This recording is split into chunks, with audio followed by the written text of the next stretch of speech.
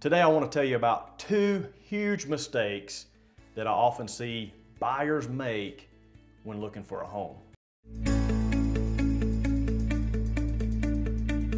And these mistakes may literally cost them thousands of dollars or cause them to make a huge mistake in their home purchase. Number one, the biggest mistake I see buyers make is they search online, they find a house they like, and they go directly to the listing agent to make an offer on that house. So why is that a mistake? When that listing agent lists that house, that seller sign an agreement with that listing agent, and that listing agent sign an agreement with that seller to represent that seller, get the best price for that seller, negotiate, and do everything in the best interest of that seller. So guess what? You're the buyer. So who has your best interest in mind? And there's a myth that if I go straight to the listing agent, that they can do it for less commission and I can get a better deal on the house. That's just completely false. I don't know where that came from or why so many people think that. And let me explain why. When I meet with a seller to list a property, they agree to pay my fee, whatever my fee may be. And when they meet with any other real estate agent, they agree to pay that agent's fee, regardless of what that fee is.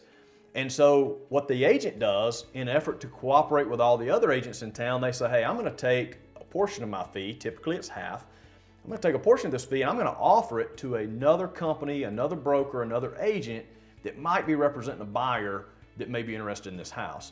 And by cooperating that way, we're able to serve all the community better. The listing agent's able to serve the seller better, the buyer's agent's able to serve the buyer better, and it just works well for everyone. It's a win-win for the buyer, win-win for the seller, for the agents, it works well. Otherwise, that agent would be on their own trying to find that house and still get paid whatever the fee was that they negotiated when they listed that house. So when you go straight to the listing agent, they love it because guess what? They don't have to share half of their fee with any other agent in town. They just keep the whole fee.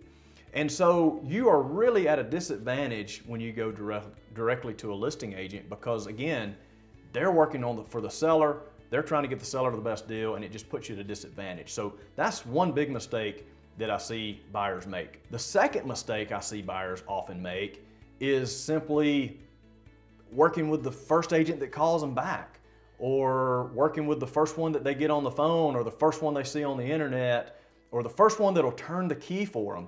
You know, and sometimes that's good if you need to get in quickly, but honestly, anybody can turn a key.